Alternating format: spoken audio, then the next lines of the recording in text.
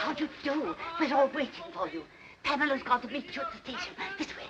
This way. From our respected leader and standard bearer himself, I welcome this opportunity of discussing with you another question vital to the import of our country at this critical and momentous hour. But first of all, as a preliminary to this, I shall occupy You've occupied our much already. But You've had enough.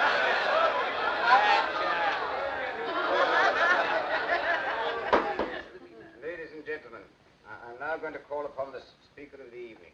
Speaker! There's no need for me to tell you who he is, nor to speak of his brilliant record as a soldier and a statesman. Son of Scotland, who crossed the border and conquered England, and is now one of the foremost figures of the diplomatic and political world in the great city of London.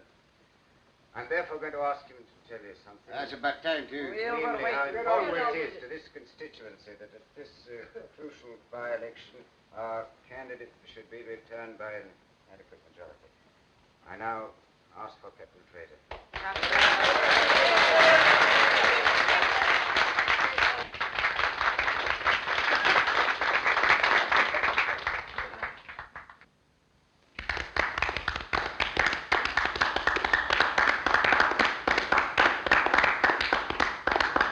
Ladies and gentlemen, I apologize for my hesitation in rising just now, but to tell you the simple truth, I'd entirely failed while listening to the chairman's flattering description of the next speaker to realize he was talking about me. As for you, may I say from the bottom of my heart and with the utmost sincerity how delighted and relieved I am to find myself in your presence at this moment.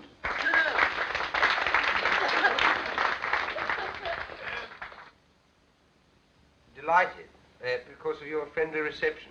Relieved because so long as I stand on this platform, I'm delivered from the cares and anxieties which must always be the lot of a man in my position.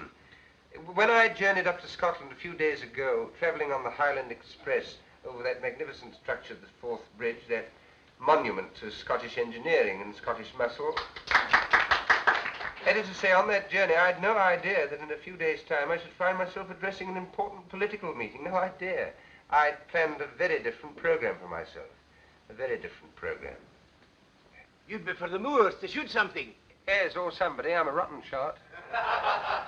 Anyhow, I little thought I should be speaking tonight in support of that brilliant young statesman, that rising, the gentleman on my right. Already known among you as one destined to make no uncertain mark in politics. In other words, your future member of Parliament, your candidate, Mr. McCrocodile. Does they know the candidate's name? I know your candidate will forgive my referring to him by the friendly nickname by which he's already known in anticipation, mark you, at Westminster.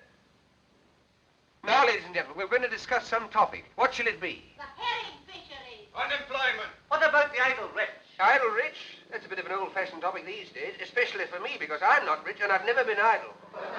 I've been pretty busy all my life, and I expect to be much busier quite soon. Have you ever worked for your hand? Indeed I have, and I've known what it is to feel lonely and helpless and to have the whole world against me. And those are things that no man or woman ought to feel. And I ask your candidate and all those who love their fellow men to set themselves resolutely to make this world a happier place to live in.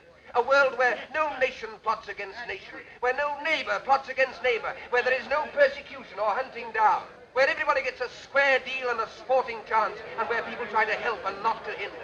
A world from which suspicion and cruelty and fear have been forever banished. That is the sort of world I want. Is that the sort of world you want? Right. That's all I have to say. Good night.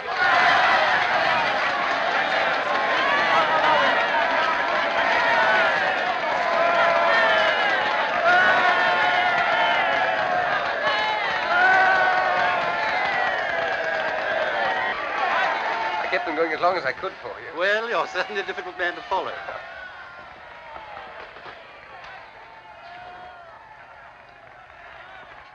Well, I suppose you think you've been damn clever. Officer, will you tell your prisoner not to insult me, You please? try and stop You me. come along with me. Couldn't you realize I was speaking the truth in that railway carriage? You must have seen I was genuine.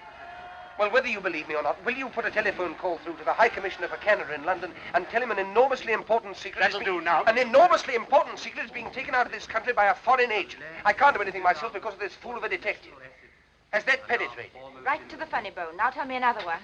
Haven't you any sense at all? Put that call through, I beg of you, and refer them to me. Will you do this? No. Good night. I beg pardon, miss, but we should like you to come too. Whatever for? To identify the prisoner formally. Will you come to the police station? What? It's only for a few minutes. All right, if it's absolutely necessary, let's get it over. That must be the outcome of wise planning.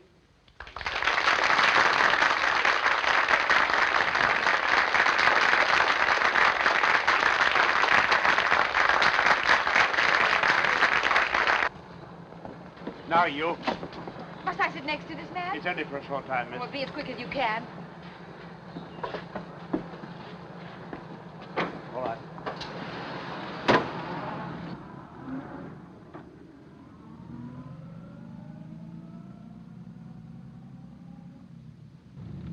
Isn't that the police station? We're running past it. Tell the man. I'm afraid you must have misunderstood me, miss. We're not exactly going to this police station. Well, where are we going? To Inverary, miss. Inverary? Yes, miss. This man's to be questioned by the sheriff principal. We have orders to take him there direct. But you've no orders to take me. No, miss, but I'm afraid you must go. I'll see you're sent back at the earliest possible moment. Well, how far is it to Inverary? 40 miles. Will you keep quiet? Sorry. We'll be there in less than 2 hours, miss. 2 hours? Do you think I'm going to spend half the night with you all? Looks like it.